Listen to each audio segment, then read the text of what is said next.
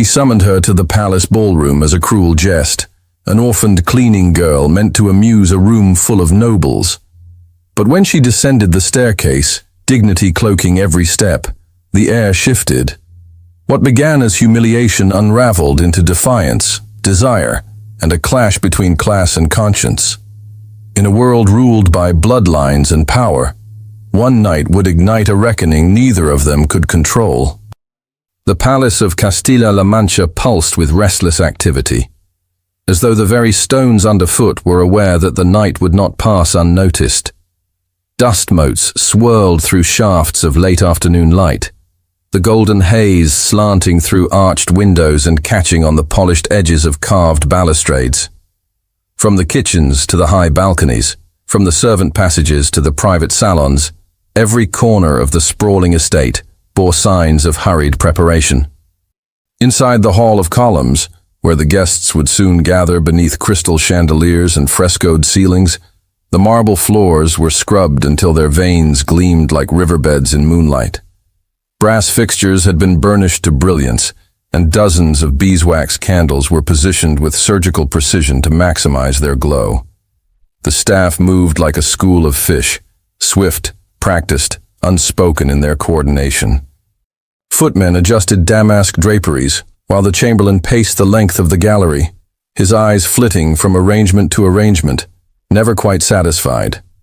Servants had been instructed that every corner, every stair, every silver tray and porcelain goblet must shimmer. The upcoming ball was to be one of the most extravagant of the decade, a display not only of the region's affluence, but of its alliance with the powerful House of Mendoza through a forthcoming marriage. In theory, the celebration was noble in intent. In practice, it was a theater of power, a parade of bloodlines, a subtle war of reputations. Camilla didn't belong in any of it. She stood just beyond the arched doorway of the main gallery, holding a bucket in one hand and a linen cloth in the other. Her dress, the plain brown one she wore nearly every day, was damp at the hem where she had knelt moments earlier to scrub a wine stain from the base of a pillar.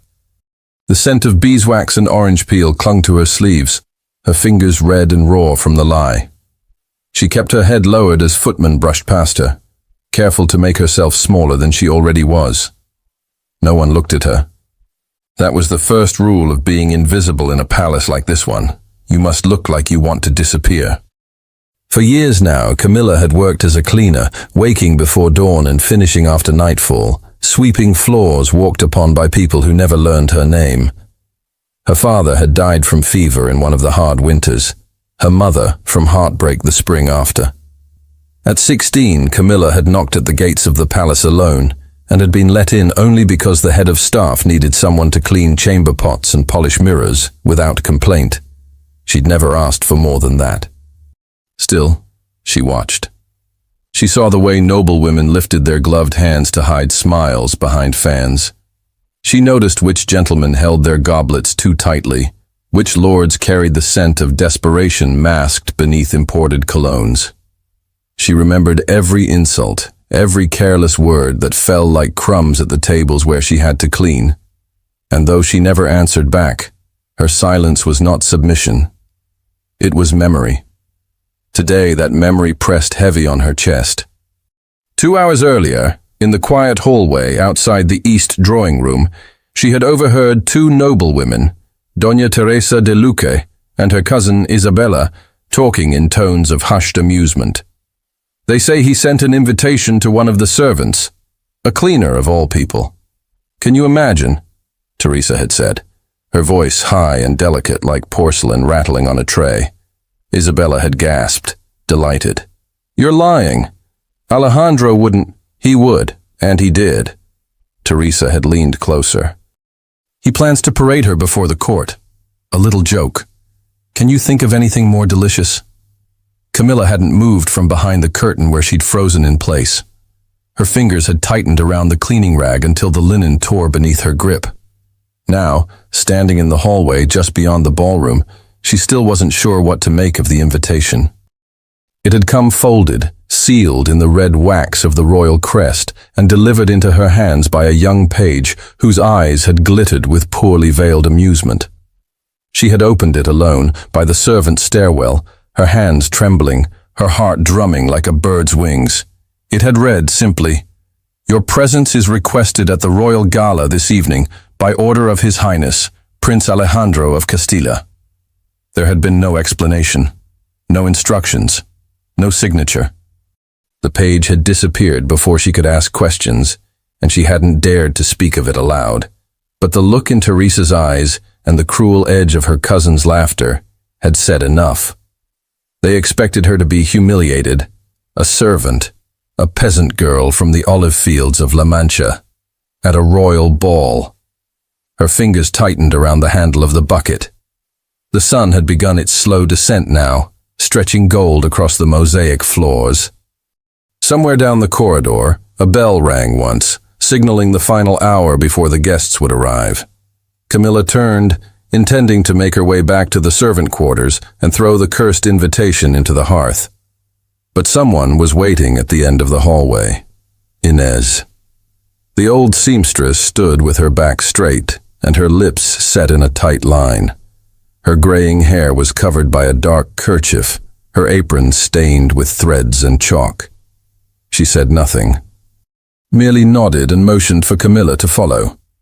They passed through narrow corridors where the ceilings hung low and the air was thick with the scent of starch and wool. The workshop was a small room tucked beneath the west wing, lined with wooden forms and bolts of fabric. A single oil lamp burned low on the table, casting shadows on the worn floorboards. Inez reached beneath one of the workbenches and pulled out a carefully wrapped bundle. "It was my daughter's," she said, her voice flat. She never had the chance to wear it. She laid the bundle on the table and unwrapped it with reverent slowness. The dress inside was a shade of blue so deep it bordered on black. Its bodice was simple, its lines clean. The sleeves, long and narrow, ended in soft lace cuffs, and the skirt flowed with quiet grace rather than ostentation. It was not the sort of gown that would shout in a room full of glittering royalty, but it would speak. Camilla stared at it, her throat closing. "Why are you giving me this?" Inez looked at her. "Because you're going, and you will not go in rags." There had been no argument after that. Camilla had washed her face and hair in the basin, her skin stinging from the cold water. She'd brushed her hair until it gleamed, pinned it up in the style she'd seen noble women wear. Inez had helped her into the dress, fastening the laces with surprisingly gentle fingers. The gown hugged her frame in a way that felt unfamiliar. Unfamiliar, but not wrong. She could barely breathe. By the time the bell rang a second time, 15 minutes to the hour, she was ready. Camilla stepped into the hall once more, the borrowed dress whispering around her legs. Inez handed her a pair of gloves, worn but clean, and the shoes, just a touch too large. Camilla's hands trembled as she pulled on the gloves. Her heart beat so hard it was a wonder no one could hear it echoing through the stone halls. She did not walk through the main entrance. That was reserved for the nobility. Instead, she was guided by one of the prince's footmen through the back corridor of the ballroom to a side door hidden behind a velvet curtain. 2 guards waited beside it, one glancing at her with undisguised curiosity. At precisely the appointed time, the guards reached for the handles. The doors opened. For a moment, the music stopped. Hundreds of eyes turned at once, heads swiveled, fans stilled mid-air. Laughter died in throats. The crystal chandeliers glittered above the room, their light refracting into sharp-edged brilliance as Camilla stepped into view at the top of the staircase. The air was thick with perfume and heat. Everything shimmered, gold, ivory, silk. And in the center of it all stood the prince, tall, still, watching her. She began to descend. One step, another, then another. Each movement slow, deliberate, graceful. Her spine held straight, chin lifted. Not proud, but unafraid. The silence in the room grew deeper. Halfway down the stairs, her gaze found his. Prince Alejandro. He was smiling, but not kindly. He raised a glass as though to welcome her. And as she reached the final step, the sound of breaking glass came from somewhere behind the crowd. The sound of glass shattering rang sharp across the ballroom, like a sudden fracture in the silence. Somewhere near the banquet tables, a footman scrambled to retrieve a dropped goblet, the red spill of wine spreading across a linen cloth like a wound. But no one looked. No one turned. Every pair of eyes remained fixed on the woman descending the staircase in a dark blue dress that shimmered faintly under candlelight. Camilla paused only for a breath before taking the final step, the skirt of her gown rustling softly around her ankles. She walked toward the center of the room, where the polished marble floor reflected the golden glow of the chandeliers overhead. The scent of beeswax and crushed roses hung heavy in the air. Her gloved hands were still, clasped before her like a woman preparing for judgment. And in many ways, that was what this was. Across the ballroom, nobles stood shoulder to shoulder, arranged like paintings come to life, each one curated in silks and jewels, powdered and perfumed. Camilla could feel their stares pressing into her, dissecting every part of her that dared enter their domain. Some eyes glittered with amusement, others narrowed with contempt. A few perhaps watched with a flicker of something closer to fascination. But no one spoke. Even the orchestra had gone still, bows lowered, as if unsure whether to resume. And then, slowly, the prince moved. Prince Alejandro stood near the center of the ballroom, a golden goblet in his hand, his ceremonial sash gleaming across his chest. He was taller than she remembered, or perhaps it was the gravity of his presence that made him seem so. His dark hair was combed back in immaculate waves, the sharp lines of his jaw softened only slightly by the candlelight. He regarded her with an expression that held something unreadable, a tension coiled beneath the surface of a cultivated calm. He lifted the goblet again, a mock gesture of welcome. The message was clear. Behold the guest of honor. Camilla's gaze did not falter. She crossed the floor with deliberate care, feeling the eyes on her shoulders, on her waist, on her every movement. The gown fit her like a secret well kept. It wasn't grand. It wasn't meant to be. But there was something about its quiet dignity, the way the lace caught the light, that made it feel more regal than opulent silks ever could. When she reached him, she paused. He extended his hand. A test. She took it. His fingers were warm against hers, steady. He led her toward the cleared center of the floor where dancing was expected to begin. At once, the orchestra picked up their instruments and struck the first notes of a waltz, tentative at first, then swelling with elegance. The music drifted into the space between them like mist, curling through a forest path. Camilla moved with him. His steps were precise, aristocratic. Hers, lighter, less trained, followed with determination rather than polish. She knew the steps, every servant did, from watching years of formal court dances from behind the curtains. But knowledge and execution were not the same, and she felt the tight rhythm of her breath trying to match the fluidity of his movements. Yet she held her head high. As they turned, the swirling patterns of her skirt drew a low rustle on the floor, like wind brushing across silk. A murmur ran through the crowd, subtle as moth wings, as if the guests were no longer certain of the performance. This was not the spectacle they had expected. There was no embarrassment on her face, no confusion, no trip or stumble or misplaced step. She followed Alejandro's lead with instinct and a strange kind of grace that did not belong to the nobility, but to something older, something harder. Camilla did not smile. She did not avert her eyes. She danced as if her life depended on each turn, and in many ways it did. Around them, the guests watched in stiff silence. The dance ended. The music stilled once more. Alejandro stepped back, releasing her hand with a half bow. There was a pause, too long, and then the first sound of scattered applause. Tentative, polite, Mocking, perhaps, but it spread. The tension in Camilla's chest did not release. From the edge of the dance floor, a nobleman stepped forward. He was lean, his smile sharper than his cheekbones, his eyes glittering with mirth that bordered on cruelty. The Duke of Avila, a cousin of the king's sister, known as much for his wit as for the damage it caused. He held a goblet in his fingers and raised it high. "To His Highness," he announced, "for elevating the art of amusement, and to our guest, exotic and unexpected. How delightful." A ripple of laughter followed, some nervous, some too loud. Camilla felt her spine stiffen, the blood in her limbs slowing as her gaze moved to the man.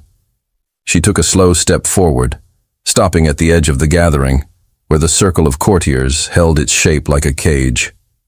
Her hand reached for a glass of wine on a passing tray, the goblet trembling faintly as she lifted it. The air pressed in around her. She turned to the Duke, her expression unreadable. "Exotic," she repeated. Her voice was calm, clear. She raised the glass. The laughter faded, and she drank. Not a sip, a full drink, until the wine was gone and the cup was empty in her hand. The silence that followed was not quite respect, but it was no longer mockery. The Duke blinked and then looked away. Camilla placed the goblet back on the tray and stepped back into the crowd. Behind her, the prince watched with a strange stillness, his hand at his side curling slightly as though to reach for something. But he didn't move. The circle began to dissolve, the tension breaking in uncertain murmurs. Conversations resumed in low voices. Another dance began, this time with more hesitance, and couples slowly moved onto the floor. Camilla turned to leave the center. She didn't walk toward the exits. Instead, she moved through the side of the ballroom, tracing the curve of the columns that framed the outer edge. The music carried on behind her, lighter now, but no less artificial. She felt its rhythm like a distant pulse, separate from her own. She stopped at the terrace doors, where sheer drapes fluttered in the faint breeze that drifted in from the courtyard. A sliver of night air touched her face, and she stepped outside. The shift in temperature was immediate, cool, clean, and quiet. The stone beneath her feet still held the heat of the day, but the air smelled of orange blossoms and distant rain. The courtyard stretched in shadow, lit only by a few torches flickering in the sconces. Far beyond, the faint hum of cicadas. For the first time since descending the staircase, Camilla allowed herself to breathe. But it didn't last. Footsteps sounded behind her, measured, deliberate. She turned. Alejandro stood at the threshold, half lit by the torch behind him. The shadows clung to the angles of his face, but his eyes were sharply visible. Neither of them spoke. She waited for mockery, for triumph, for curiosity. Instead, there was something else in his expression. A tightness, a flicker of something he hadn't meant to feel. Still, she didn't trust it. He took a step forward. She didn't move. But before he could reach her, a voice called from the interior of the ballroom, sharp and clipped, the tone of someone used to being obeyed. A servant appeared at the edge of the doorway, eyes darting between the two. "Your Highness," the man said. "The Marquis of Figueroa requests your attention. It's urgent." Alejandro's jaw tensed. He hesitated, his gaze flicking once more to Camilla, and then he turned without a word and disappeared back inside. She remained still, the air brushing across her skin like a warning. Her fingers curled around the stone railing. The faint scent of the night's flowers clung to her gloves, but she barely noticed.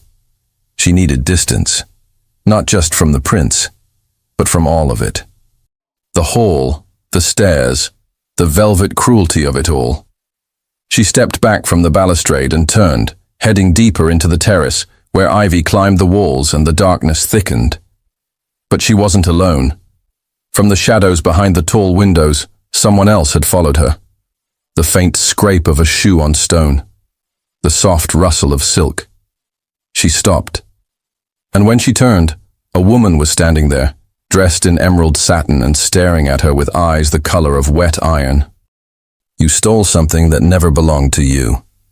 The woman's voice was cool and sharp, like the edge of a blade slid slowly through silk. Camilla's body stiffened, the words slicing through the heavy quiet of the terrace. The light from the ballroom spilled across the flagstones in fractured gold, but the woman remained just outside its reach, framed by shadow. Her posture was regal and unmoving, her gloved hands still at her sides, yet everything about her radiated hostility. "I beg your pardon?" Camilla asked quietly, though she already knew the answer wasn't truly a question. The woman stepped forward into the thin crescent of light, revealing a striking face, pale skin, hair the color of polished copper pinned in an elaborate coil, and eyes, cold, steady, gray as steel. Her dress was unmistakable, deep emerald satin with black embroidery, elegant without being ostentatious. It was not the garment of a guest, but of someone who belonged. Every stitch was confidence. Every detail, deliberate. "I said you stole something," she repeated, her gaze resting on Camilla's face, then sweeping lower, as though taking stock of the borrowed dress, the gloves, the hair combs that no longer quite held their place. "Not a trinket, not even a gown. What you took was attention." Camilla didn't reply at once. Her breathing had slowed, but her heart thudded hard against her ribs. She'd known someone would say it. She just hadn't expected it to be a woman. "I didn't take anything," she said after a pause. "I was invited." A flicker of amusement crossed the woman's lips, though it didn't reach her eyes. "Yes, you were. Summoned, like a jester in the court of fools. And here you are, dressed in another woman's memory, playing queen for a night." Her voice was soft, but each word struck with surgical precision. The insult was not in the tone. It was in the precision of observation. Camilla clenched her hands together in front of her, fighting to keep her posture from giving away the churn beneath her skin. "I don't know who you are," Camilla said, "but you don't know me either." "Don't I?" The woman stepped closer. "I know your kind. You pretend to be humble, but wear pride like perfume. You think you're brave for stepping into a world that doesn't want you. But bravery without understanding is just arrogance." Camilla didn't move. "Then tell me what it is I don't understand." The woman tilted her head slightly. "You think the prince saw you. He didn't. He used you. And when you're no longer amusing, he'll forget you ever existed." The words struck deep, not because they were shocking, but because they echoed every warning Camilla had told herself. Still, she refused to let this stranger see the effect. The woman's certainty came from a place of experience, of entitlement. Camilla could feel it in the way she looked at her, not just as an outsider, but as a threat that should not have dared to stand in the light. The music from inside had changed again, louder now, faster. Another dance had begun, laughter riding above the violins. But here in the shadows, time felt slower. "I didn't ask for any of this," Camilla said. Her voice was level, but tight. "I never wanted his attention." The woman studied her for a moment. "Then why did you come? You had a choice. You could have stayed where you belong, but you walked into the fire like you thought it wouldn't burn." Camilla couldn't answer. She didn't have to. The woman gave a short, bitter laugh and turned as if to leave. But before she stepped away, she said, "Remember this. What begins as a performance can end as a punishment. And in this palace, mercy is always reserved for those born into it." Then she was gone, her dress sweeping behind her like a shadow returning to the dark. Camilla stood still, the words sinking deep into her bones. Her palms were damp inside the gloves. She let out a slow breath, unsure whether it was defiance or doubt she felt rising in her chest. Perhaps both. Either way, she wasn't ready to return inside. Not yet. She turned away from the terrace entrance and walked farther into the gardens. The night air cooled her skin, but not her thoughts.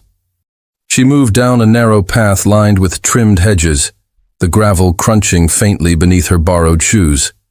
Gas lanterns hung at intervals, casting soft halos of amber light that didn't quite reach the garden's edges. Here, the palace felt farther away, its glow dimmed by the distance. Here, the silence was deeper. Camilla stopped beside a low stone wall where a cluster of roses climbed the trellis. White blooms, full and fragrant, some beginning to wilt under the weight of the day's heat. She rested her hand lightly on the stone, trying to steady her thoughts. The voice of the woman echoed again in her mind. She wasn't wrong, not completely. But it didn't make her right. Camilla had not asked for this stage, but she would not run from it either. If she left now, the night would become what they wanted it to be. A jest, a spectacle, a cautionary tale for every servant who dared to stand tall. The wind picked up, stirring the petals on the roses and the hem of her gown. Somewhere in the distance, a clock tower began to chime the hour. 1, 2, 3 soft bells. The ball had been underway for less than an hour. It already felt like a lifetime. She turned back toward the palace, determined to return with her head high. But before she could take a step, a figure emerged from the shadows behind her. She turned sharply.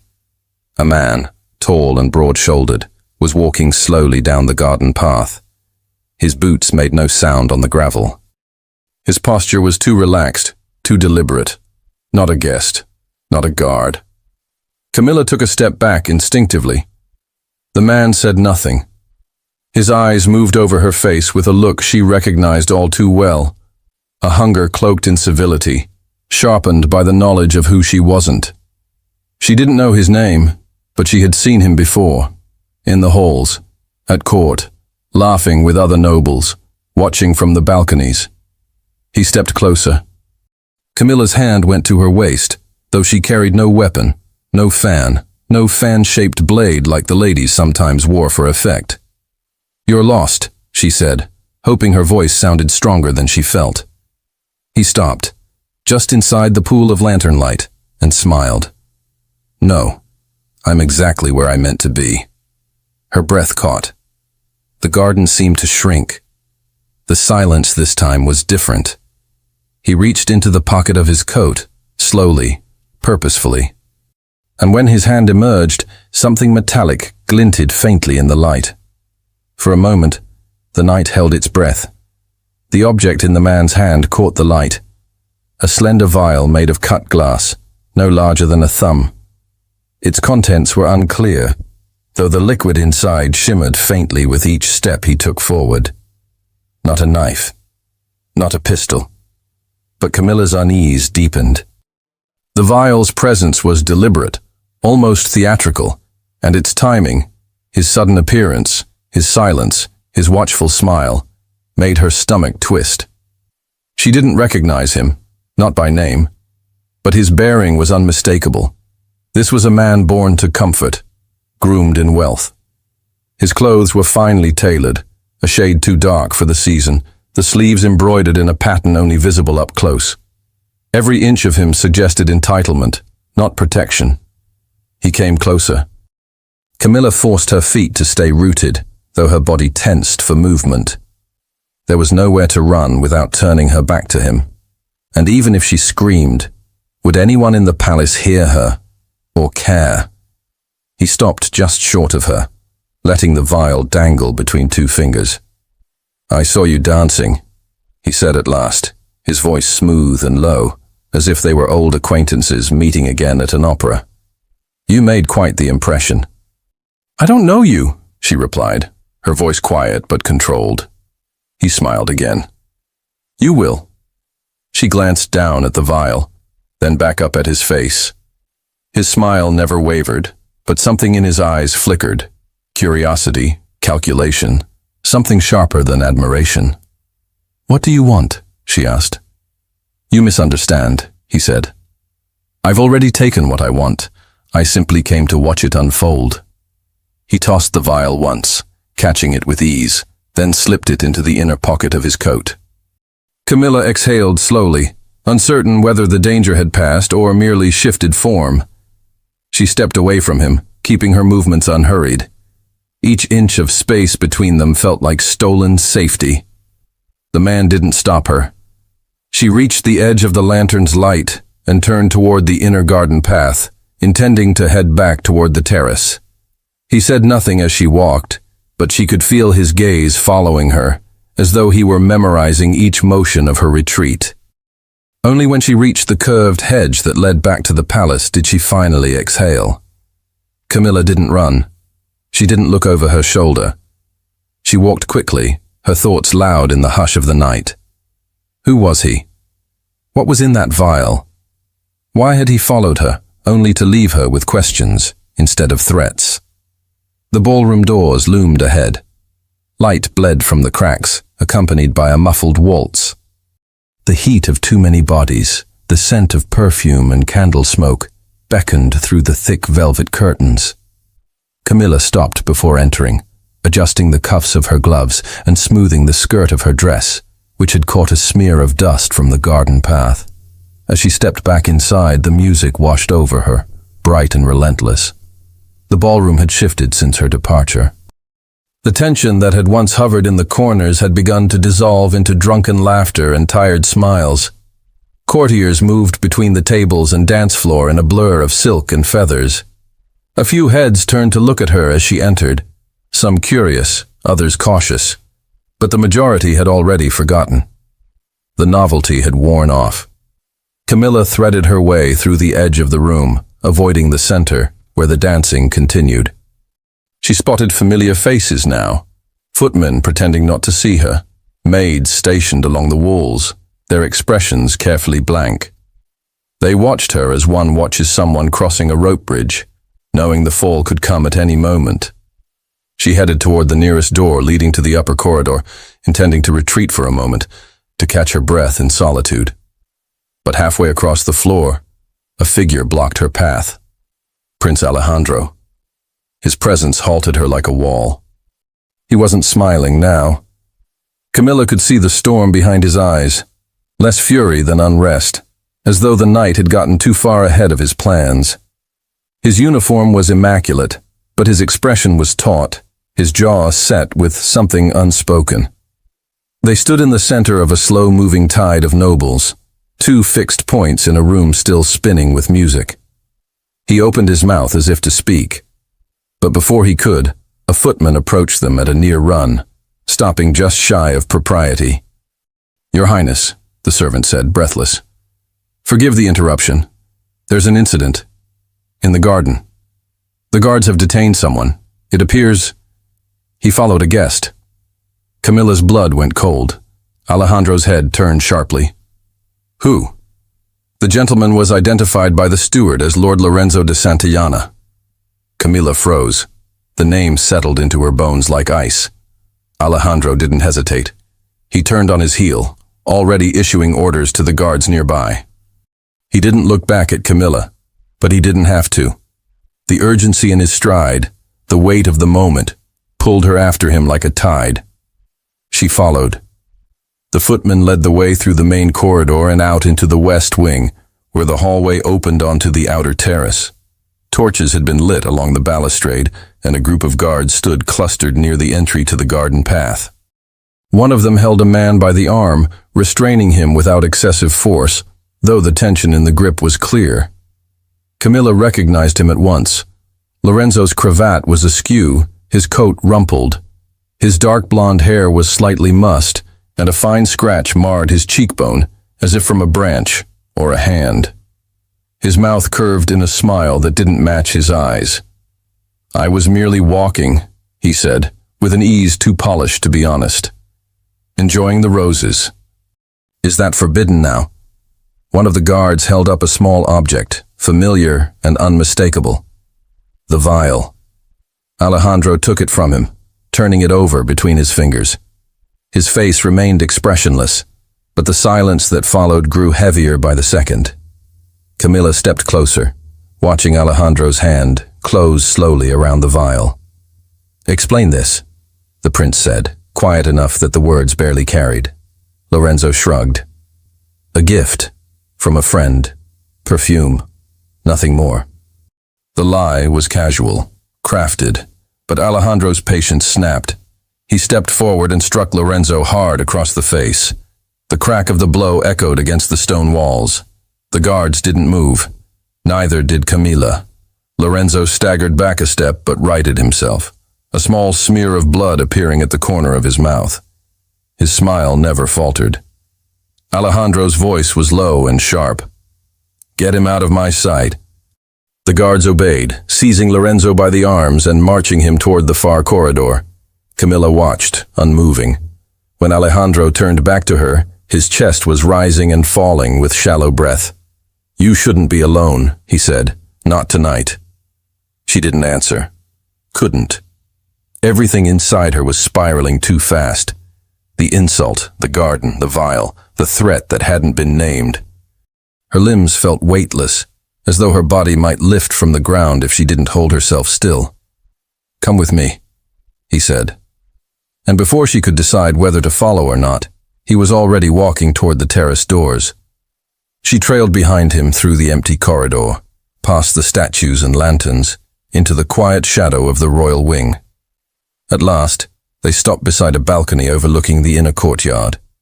The wind was stronger here, rising from the gardens below. The moon hovered just above the tiled rooftops, half shrouded by passing clouds. Alejandro leaned against the stone balustrade, one hand braced, the other still holding the vial. He stared at it as if willing it to yield answers. "I never meant for you to be in danger," he said finally, his voice quieter than she had ever heard it. "That wasn't supposed to happen." Camilla's mouth was dry. What was supposed to happen? He turned his head to look at her. "I wanted you to be seen." The silence that followed felt longer than it was. She studied his face, the tightness in his brow, the edge of guilt, the guarded flicker of something else. But she didn't speak. Somewhere in the distance the sound of bells began to chime again, and before he could say another word, a guard rushed toward them from the shadows of the corridor, pale and breathless. "Your Highness," the guard gasped, "she's gone." Camilla ran. She didn't remember the moment her feet began to move. She only knew the pounding rhythm of her steps against the stone floor, the tight ache in her chest as her breath caught high in her throat, and the way the shadows of the corridor peeled past her like curtains drawn open too quickly. Her dress caught on the edge of a banister, tearing slightly, but she didn't stop to look. She couldn't. Every footfall echoed with a finality that pressed into her ears.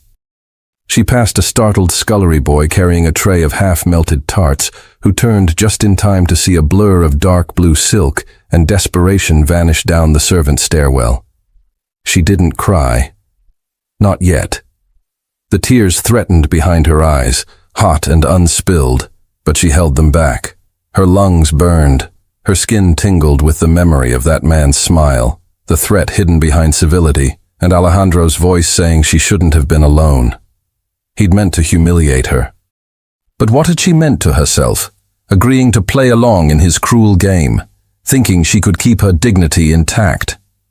The air grew colder as she descended into the lower levels of the palace. The marble gave way to older stone, uneven and cool beneath her feet.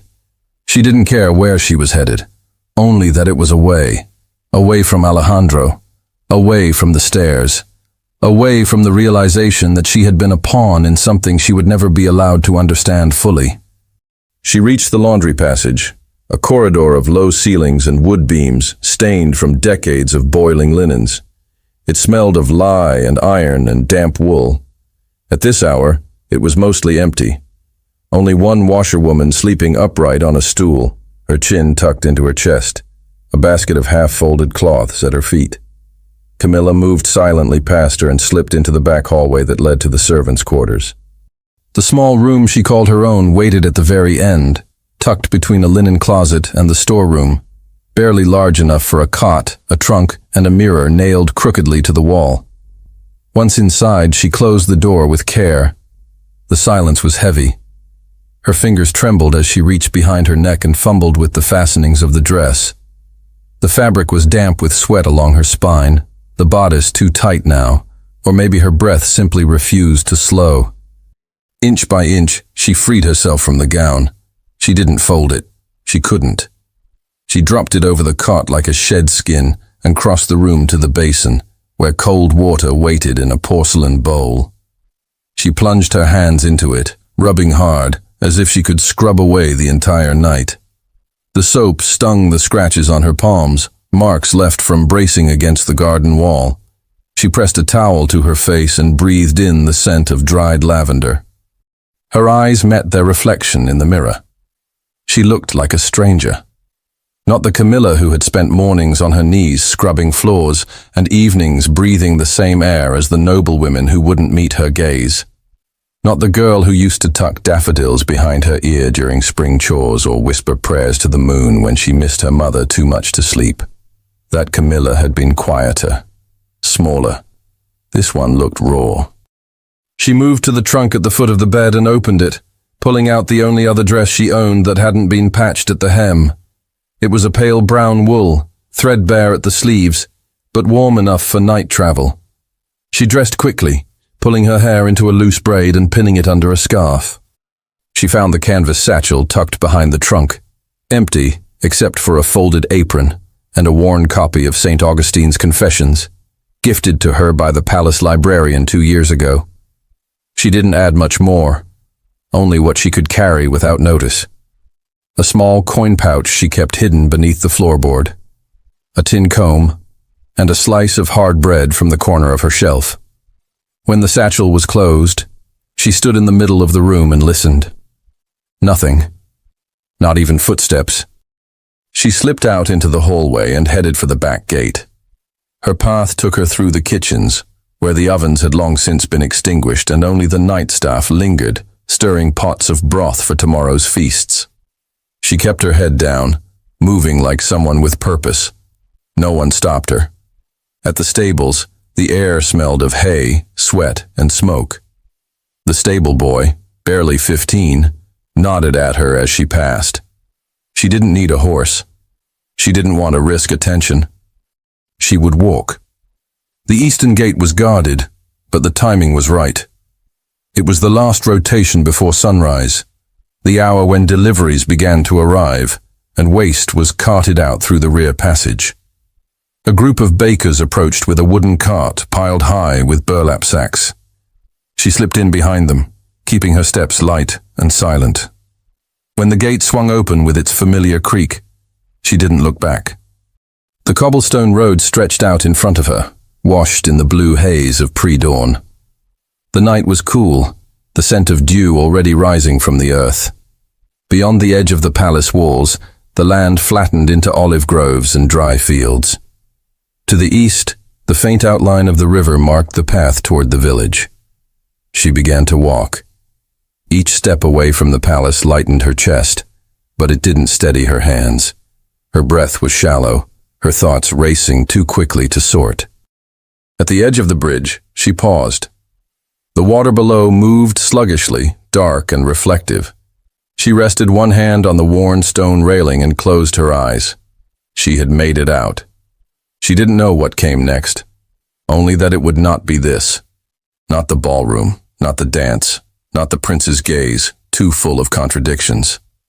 She started to cross the bridge. The sound came slowly at first, hooves muffled against dirt. Camilla's body went still. Ahead, just past the midpoint of the bridge, 2 riders emerged from the shadows. Their horses were dark, their cloaks darker still, each embroidered with a silver insignia, a stag atop a field of black. She didn't recognize the faces, but the crest was unmistakable. The Marquis of Figueroa. The riders stopped, blocking the far end of the bridge. Neither spoke. Camilla stepped back, her pulse thudding in her throat. Behind her, she heard the quiet jingle of reins and turned in time to see a 3rd rider approach from the opposite end of the road, cutting off her retreat. She was surrounded. Camilla's heartbeat drummed in her ears, drowning out the river's soft murmur beneath the bridge. The 3 riders held their positions without a word, their presence unmoving, unnerving. The horses shifted slightly beneath them, the occasional snort or clink of tack the only sound between them. Their cloaks swayed gently with the breeze, and the silver stag embroidered on the fabric caught the faint blue light of dawn. She stood frozen at the bridge's midpoint, the weight of the satchel heavy against her hip. The stone beneath her feet felt colder now, as if the chill of the approaching morning had turned into something more personal. Her hands clenched at her sides. One step forward, or back, and she would be met. There was no way through. The lead rider on the far side dismounted. His boots landed with a dull thud, and he adjusted his gloves with deliberate care, as though he had all the time in the world. His face was mostly hidden beneath the brim of his hat, but Camilla could see the lines of confidence in his posture, the precision of someone trained not just in movement, but in intimidation. "You've had quite the evening," he said at last, his voice dry, measured, and inflected with the patience of someone used to giving orders without being questioned. Camilla said nothing. She forced herself to breathe slowly, evenly, though her knees felt unsteady beneath her. The rider stepped closer, boots echoing across the bridge. He stopped several paces away and tilted his head slightly, studying her face. "You were headed toward Toledo," he said, "though I imagine you hadn't thought much beyond getting out of the city." "I'm not a criminal," she replied, her voice quiet but steady. "No," he said, almost thoughtfully. "But you were at the center of a very public scene, and now you're attempting to leave before dawn, unescorted, without permission. It raises questions." Camilla met his gaze. "I don't owe explanations." The man's mouth curved faintly, not a smile exactly, but the ghost of one. "No. But explanations will be demanded all the same. And I've been sent to ensure that you give them in the appropriate place." Behind her, the third rider moved forward a few steps, not fast, not loud, just close enough to remind her there was no exit behind her now. She took a slow step back toward the bridge's low railing, resting her hand on the cold stone. "If you're here on orders from the Marquis," she said, "then it has nothing to do with justice." The man raised an eyebrow. "Careful. That sounds like defiance." Camilla didn't answer. Her chest rose and fell with each shallow breath, but she kept her spine straight. Another beat of silence passed before the man spoke again. "There's a small holding nearby. Private. It's comfortable enough. You'll remain there until His Grace decides how to proceed. You won't be harmed, provided you cooperate." Her hands curled against the stone. He gestured to the nearest rider. "Escort her." One of the men dismounted. His approach was quiet but quick, and before she could step away, he'd taken hold of her upper arm, not roughly, but with enough pressure to make clear she had no choice. She stiffened, but didn't fight. She knew what resistance would bring. They guided her off the bridge and onto a narrow dirt path leading northward through a sparse grove of olive trees. The land was quiet, brushed in pale light, with only the occasional cry of a bird to remind her the world hadn't stopped. After a short walk, they reached a low stone cottage nestled behind a cluster of cypress trees. It looked deserted from the outside, the shutters drawn and the garden untended. One of the riders opened the door and stepped in first, scanning the interior, before nodding. Camilla was ushered inside. The room was dim and cool, its furnishings sparse but clean. A table with 2 chairs, a fireplace long since gone cold, and a cot covered in a woolen blanket. A jug of water and a piece of hard cheese sat untouched on the table. The scent of dust and dry wood clung to the air. The man released her arm, and Camilla rubbed at the spot absently, though the grip hadn't bruised. She looked around once, taking it all in. "You'll stay here until summoned," the first man said from the doorway. "There's food. Don't try to leave." She turned her head toward him. "And if I do?" He gave that same faint, not quite smile. "I'd strongly advise against it." Then he stepped out, and the door closed with a final click. A bolt slid into place on the other side. Camilla stood alone in the silence. For several moments, she didn't move. She only listened, to the wind through the shutter cracks, to the distant rhythm of hooves retreating. Then, slowly, she lowered herself onto the edge of the cot. Her limbs were stiff, her feet aching. Her satchel sagged against her side. She dropped it beside her and clasped her hands in her lap. The sun had yet to rise fully, but light was beginning to leak into the corners of the room. It painted long slashes across the wooden floor, outlining her figure like a shadow caught mid-flight. Time passed. No one returned. She drank from the jug sparingly but didn't touch the cheese. Her stomach felt tight, too tight for food. Her mind chased itself in circles. What the Marquis wanted, why she'd been taken here, what message this was meant to send. Alejandro's name pressed at the back of her thoughts like a bruise she couldn't stop touching. She stood and walked to the window, pressing one eye against the narrow gap between the shutters. She could just make out the edge of the grove and the road beyond. No riders, no palace, just olive trees, and a sky warming from blue to pink. When night finally receded, and the full weight of morning took hold, the door opened again. Camilla turned sharply. A woman entered, middle-aged, wrapped in a dark cloak with a white kerchief tied under her chin. She said nothing as she crossed the room, placed another pitcher of water on the table, and adjusted the blanket on the cot. Her movements were brisk and practiced, her expression unreadable. Camilla watched her carefully. "Will I be told why I'm here?" she asked. The woman didn't answer. She merely glanced once at her, then left as silently as she'd come. The door locked again behind her. Camilla sat down once more. The quiet thickened around her like fog. The hours bled together. Outside, birds called to one another in the trees. Inside, time stretched, slow and without shape. She didn't sleep. Not when afternoon arrived. Not when dusk slipped in like a whisper. When the second night fell, she moved to the cot, curling on her side and staring at the rough grain of the wall. The stillness was almost unbearable. She didn't know what frightened her more, being left here indefinitely or being taken somewhere worse. She drifted in and out of shallow rest, never fully unconscious, never fully aware. At some point during the night, a sound jolted her upright. Footsteps, boots, heavy and measured, approaching the door. She sat up quickly, pulse accelerating. The bolt slid free, and as the door opened, the dim lamplight from the hallway caught on the silver clasp of a coat she recognized instantly. Alejandro stepped into the room. The dim interior seemed to shrink around him. His shadow stretched long across the wooden floor, chasing the weak light of the lantern he carried. The scent of travel clung to his coat. Dust, leather, a hint of sweat and wind.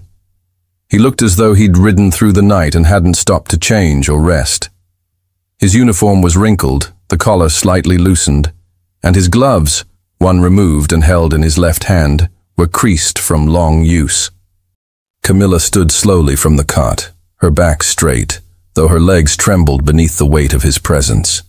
Her braid had loosened during the long hours, and a strand of hair fell across her cheek, clinging there with the dampness of sleep. He said nothing at first.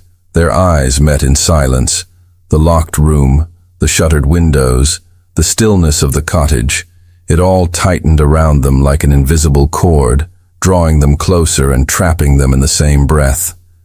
Camilla's voice, when it came, was hoarse from disuse. "How did you find me?" He didn't answer immediately. Instead, he stepped farther into the room and set the lantern on the table with a soft clink. His gloved hand rested on the edge of the table for a moment, as if anchoring himself to something solid.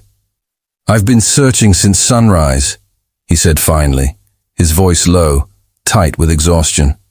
"They tried to lie. Your name was missing from the gate ledger. Your quarters were empty. No one knew, or no one would say." Camilla swallowed hard. "They took me before dawn." His gaze flicked to her face again, and something in his expression changed, like flint striking against stone. Not surprise, recognition of how close he'd come to failing, of how near she'd been to disappearing completely. He moved toward the window, pushing open the shutter just enough to look out. The night air crept in, brushing against Camilla's skin like a warning. Beyond the grove, the wind had picked up, rustling the leaves in sharp whispers. The moonlight touched Alejandro's profile, casting half of his face in silver. "This isn't just about you," he said quietly. "Or me." Camilla watched him, still standing near the cot. Her hands had curled into fists without her noticing. "Then what is it about?" she asked. He turned back to her, the question hanging in the air like smoke. "It's about control. About showing me what happens when I challenge tradition. You were never the real target. You were the message." She felt the words hit her like cold water, not because they were unexpected, but because they confirmed what she'd begun to fear. "Why?" she asked, her voice thinner now. "Why did you do it? Invite me. Walk me into that room." His eyes didn't waver. "Because I wanted to see if they would look at you, if they could see what I saw." She stared at him, her breath uneven. "And what did you see?" Alejandro exhaled through his nose, but he didn't smile. Someone who didn't belong, and didn't care. Camilla turned away then, walking toward the wall. Her arms folded across her chest, her shoulders taut. "You knew it would destroy me," she said, her voice shaking. "You invited me for your game. And when it didn't go the way you planned, when I didn't break where you expected, you lost control. And now I'm locked in a house outside the city with guards at the door." "I didn't send them," he said. "No, but you gave them the excuse." The silence stretched between them. Heavy. Painful. Alejandro stepped closer. "Camila." She didn't turn. He paused. "You were right to leave. I would have left too." That made her look at him again, sharply. "You think this is about pride?" "No," he said. "I think it's about survival." For a long moment, neither of them spoke. Then he pulled something from the inner pocket of his coat, a folded paper sealed with wax. He extended it to her. She hesitated, then took it. It was a summons. Not from the Marquis, from the council in Toledo. "They're asking questions now," Alejandro said. "About Lorenzo. About the vial. About who knew what, and when." Her fingers trembled as she broke the seal. "They're investigating." He nodded. "They want statements, from witnesses, from you." Camilla's heart pounded. "And if I say something wrong, they'll silence you." The air in the room turned colder. She looked down at the paper. Her name was written at the top in careful, formal script. Below it, the date of the hearing, 3 days from now. "You'll have to speak carefully," Alejandro said. "Tell the truth, but not all of it. Not unless you want to be made the villain." She folded the paper slowly and looked up at him. "And what happens after?" He didn't answer. She crossed her arms again, her voice sharper now. "You think this is the end? That a hearing will change what happened? That I'll go back to polishing floors?" "No," he said. "I think you'll never go back to anything." Camilla laughed, once, bitter and quiet, but he wasn't smiling.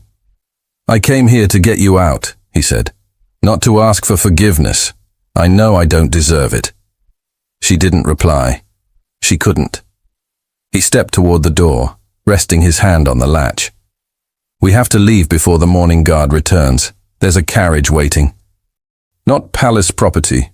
Discreet. You'll be safe, for now." She stared at him, her breath still shallow. He opened the door slightly, peering down the corridor. "Come," he said. "We don't have much time." Camilla moved toward her satchel, lifted it, and turned back to him. Her heart was hammering now, her blood rushing in her ears. She crossed the room slowly, the floor creaking underfoot. Alejandro stood aside to let her pass, his hand still on the door. She stepped into the hallway, the air colder here, sharper.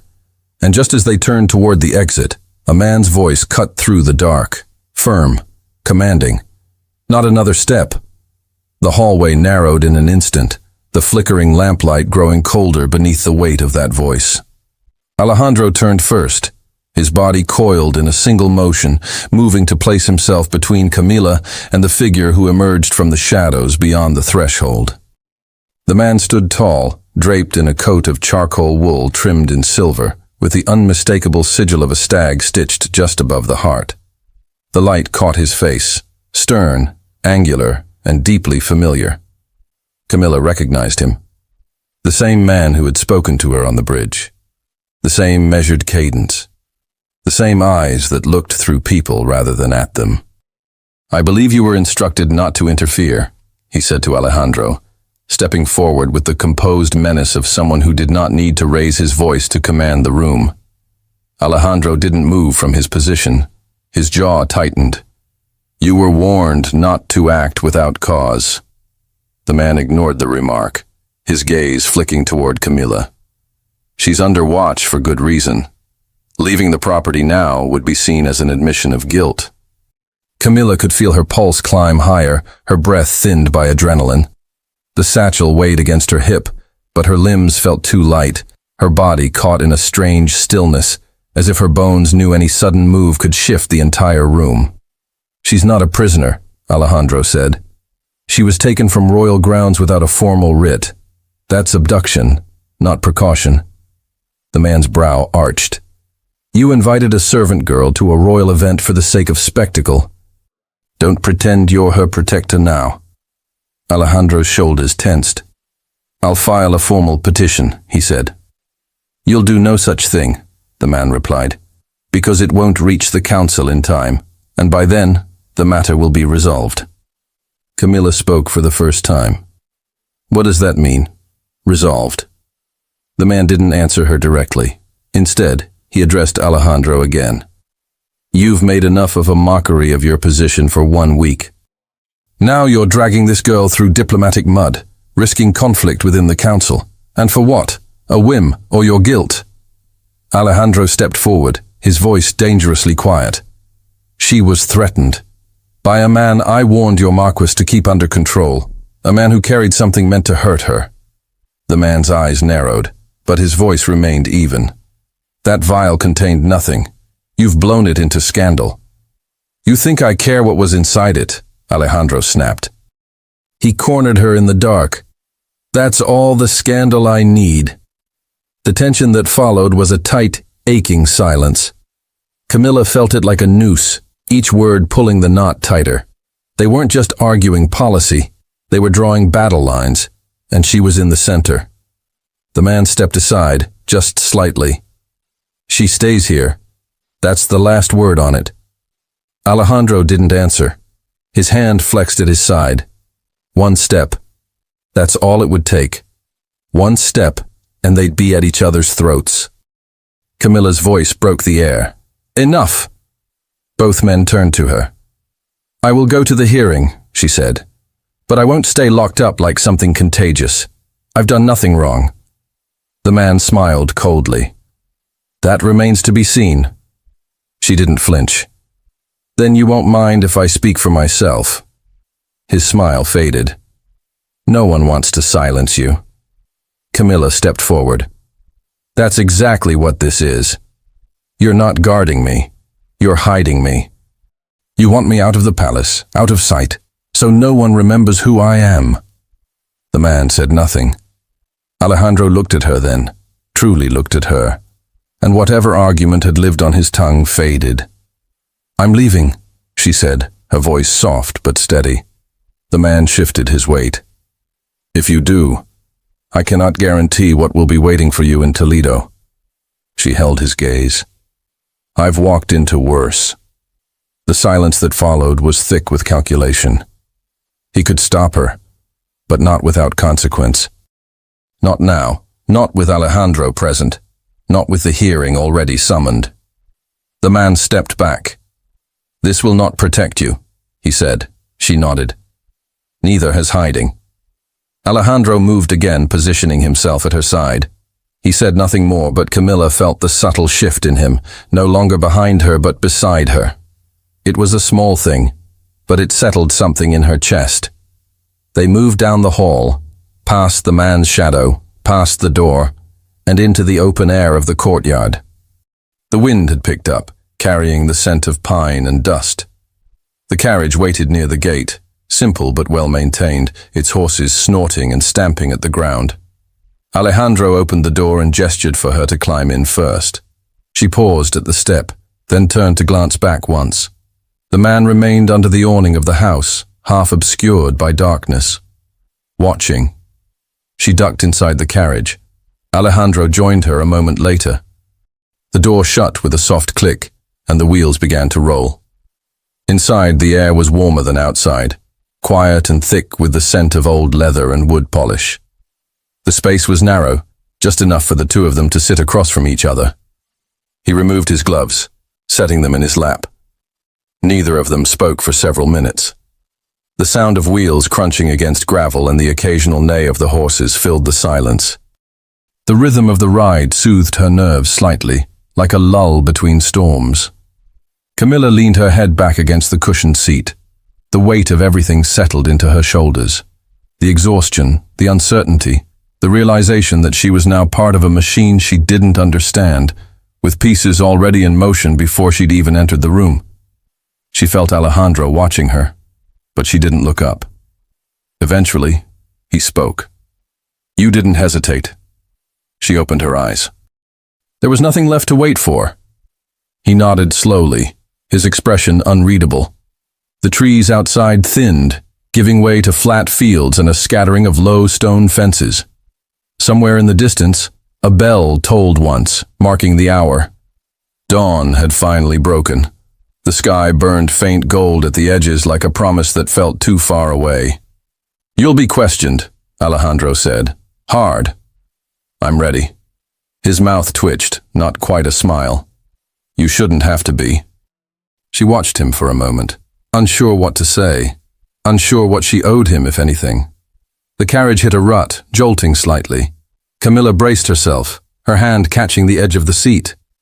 Alejandro reached instinctively toward her, but didn't touch. She straightened. "How far to Toledo?" she asked. "A few hours at most." She nodded and returned her gaze to the window. The morning stretched ahead, long and uncertain. And just as the sun crested the horizon, turning the sky to flame, a rider crested the hill ahead at full gallop, cutting across the road with a standard flapping from his saddle, bearing the seal of the royal court. The rider approached fast, his horse's hooves throwing clumps of damp earth as he crossed the narrow road. Camilla leaned forward, her breath catching as the wind lifted the standard tied to his saddle. It was unmistakable, deep blue silk edged in gold, bearing the royal seal of Castilla. A single white lion at its center. Alejandro opened the door of the carriage before the driver could halt the horses completely. He stepped down quickly, boots sinking slightly in the wet soil, and held a hand up in greeting. The rider pulled his horse to a stop in a cloud of dust, dismounted, and handed him a folded parchment, the seal unbroken. Camilla stepped out behind him, the wind tugging at her braid and cloak. Her eyes flicked to the rider, no older than 20, face flushed from the ride, but composed.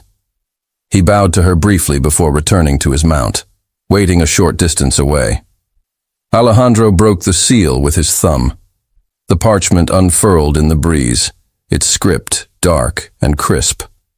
His eyes scanned the page quickly, and the slight tension in his jaw gave way to something more thoughtful. "It's a summons," he said. "For both of us." Camilla raised her brows slightly, but didn't speak. "They've called an emergency session of the council in Toledo," he added. 3 hours from now." She nodded, her fingers closing more tightly around the strap of her satchel. Her breath was calm, but her skin prickled as though her body sensed what her mind would not yet name. This was the point of no return. They returned to the carriage. The driver flicked the reins, and the wheels rolled forward once more, this time with greater urgency. The countryside blurred past in streaks of green and gold. The morning air had lost its bite, warming under a sun that climbed steadily overhead. The closer they drew to the city, the more Camilla could feel the weight in her chest shifting, not lifting, but settling. Every field they passed, every bend in the road, brought them nearer to the reckoning. By late morning, the gates of Toledo rose ahead, carved stone flanked by guards in the red and gold livery of the crown. Trumpets sounded once from a nearby tower. The guards moved aside without question, and the carriage rolled into the city, its path already cleared. Inside the old quarter, the noise of the marketplace drifted faintly through the closed windows, vendors calling prices, carts rumbling, dogs barking. But it all felt distant to Camilla, as though she were moving through a story being told about someone else.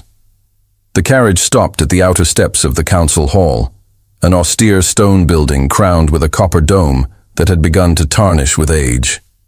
Camilla and Alejandro stepped down together. A pair of clerks met them at the entrance, offering short bows before ushering them inside. The hall was colder than she expected. The marble underfoot gleamed pale, polished to a mirror finish.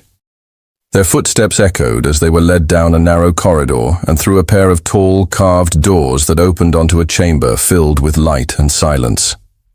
The council sat in a wide semicircle of seats raised above the center of the room.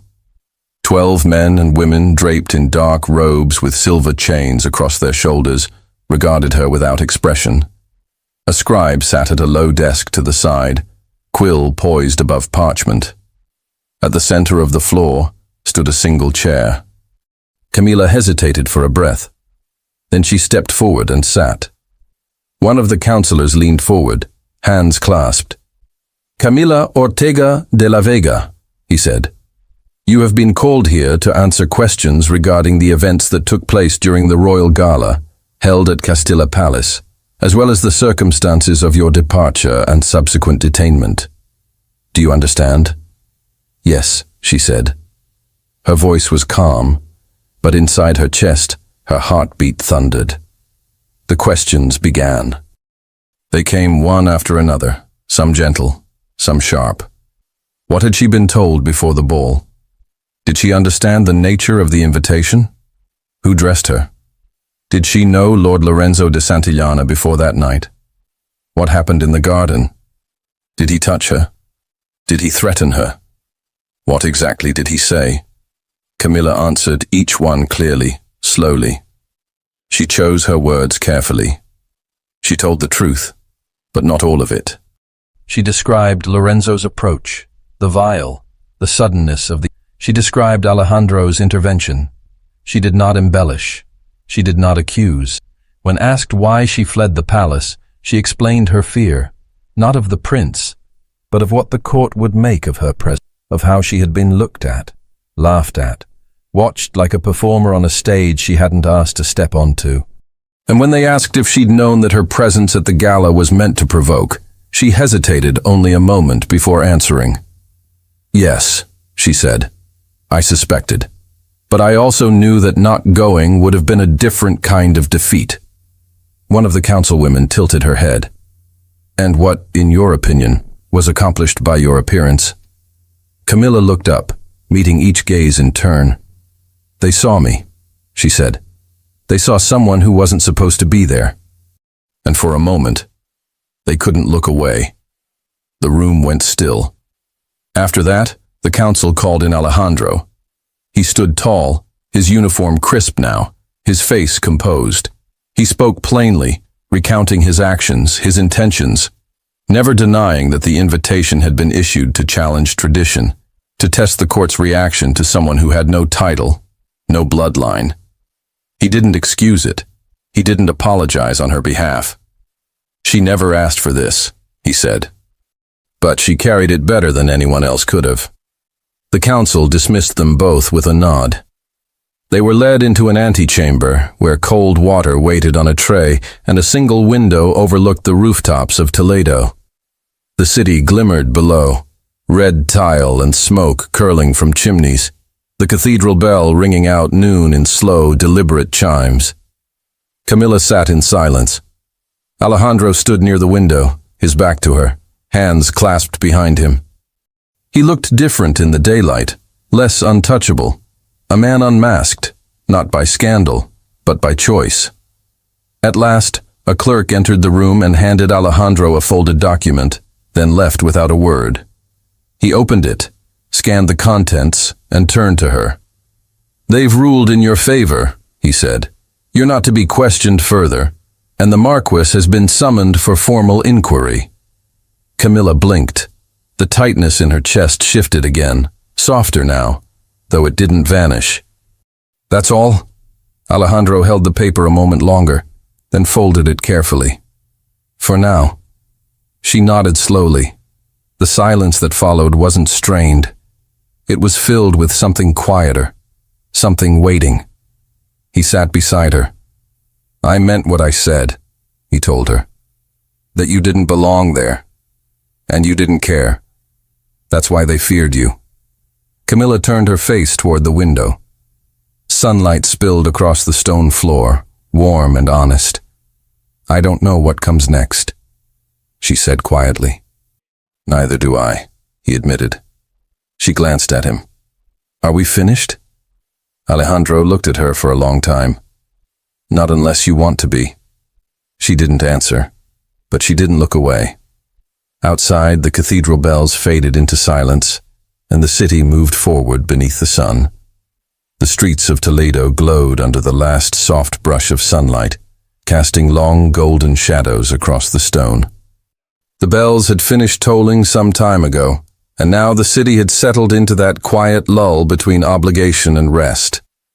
Carriages rolled more slowly, their wheels softer on the cobblestones. The vendors had begun to pack up their wares, calling half-heartedly to stragglers, and children's laughter had faded into silence behind shuttered windows. Camilla stood at the threshold of the council hall, her hand resting lightly on the iron handle of the door. The parchment bearing the council's verdict, no further inquiry, no criminal action, was folded and pressed against her palm. A simple document, yet it weighed as heavily as a stone. She stepped outside, the light washing over her face like a benediction. It smelled of distant orange blossoms and old city walls, and the breeze caught the edges of her hair, lifting it gently from her shoulders. Alejandro walked beside her, his stride no longer formal, no longer marked by the stiffness of power or pride. His coat was dusted with the wear of the day, and his voice, when he spoke, was quiet, nearly unsure. "I've arranged a place," he said. "A small villa outside the northern gate. It's modest, secluded." Camilla glanced at him. "For me?" she asked. "For now," he said. "Until you decide where you want to be." She nodded once. She didn't thank him. Not yet. She wasn't ready to offer forgiveness dressed as gratitude. They walked slowly along the plaza, passing by tall colonnades and the scent of simmering stew wafting from a nearby inn. Alejandro stopped by a fountain whose water sparkled in the fading light. He looked down at it, as if considering something far removed from what he would say. "I meant to humiliate you," he said at last. "I won't dress it in fine intentions. I was angry at the court, at its rules, at how little I could move within them." Camilla said nothing. "I thought it would be a kind of vengeance, against them, against my own confinement. But you turned it into something else, something I couldn't control." A soft wind blew across the plaza, teasing a few loose leaves across the stone. Camilla's voice came slowly. "What did you think would happen? That I would fall on my knees? Or laugh? Or disappear before the dancing began?" Alejandro shook his head. "I didn't think far enough. I didn't expect you to command the room." She looked away. "And now you think you can fix it with apologies and a villa?" "No," he said. "I don't think I can fix anything. But I can tell you the truth. And I can give you the space to choose your own ending." Camilla turned her face toward him. His eyes for once held no challenge, no games, only a quiet, steady presence. "Then what will you do?" she asked. "I'll return to the palace," he said. "Face whatever remains. There are debts I owe. To others, to myself. And the court? They'll forget," he said, "or pretend to. They always do." Camilla nodded slowly. They continued on, turning into a smaller street where the noise of the city faded further. The paving stones were uneven here, softened by age, and the buildings leaned in as though listening. He stopped in front of a modest door carved with faded script. An olive tree leaned against the wall nearby, its trunk gnarled, its leaves whispering in the soft dusk. The house was quiet, tucked away behind ironwork fencing that bore no crest or mark. Anonymity, perhaps, was its greatest promise. Alejandro stepped aside, allowing her to approach first. Camilla rested her hand on the iron latch and stood very still. She hadn't decided yet. Not really. But she was tired. Not just from the road, or the questioning, or the fear. She was tired of being moved by other people's hands. Tired of being seen only when convenient. Of being invisible when inconvenient. She opened the door and stepped inside. The interior was cool, touched by the scent of stone and rosemary. There was a narrow stairwell to one side, and a window seat half covered in pale fabric. A basin waited near a hearth, and a small table with 2 chairs stood by a shuttered window. Simple, quiet. She set her satchel on the table.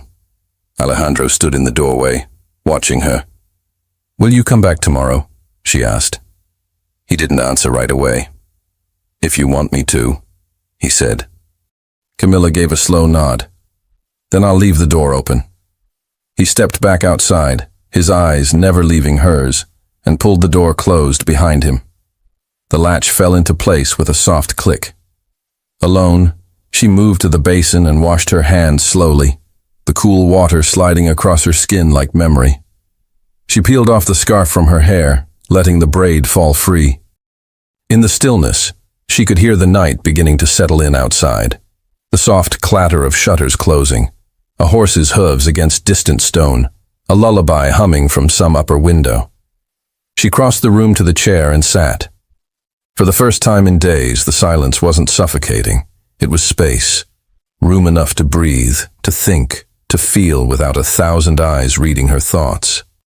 Camilla looked down at her palms, still marked faintly by the scrubbing of marble floors and soap lye, still healing from the rose thorns in the garden. She flexed her fingers once, and then a soft knock came at the door. Thank you so much for listening to this story all the way to the end. We hope it moved you as much as it moved us while telling it. We'd love to hear your thoughts. Leave us a comment telling us where you're listening from and what you like the most. Rate this story from 0 to 10. What score would you give it?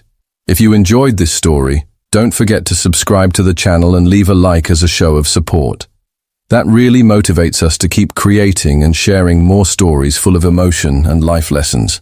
And before we go, we want to remind you that an exciting and heartwarming story recommendation will appear on the final screen. If you'd like to enjoy it, just click on the video. Thank you once again for being here, and we'll see you in the next story.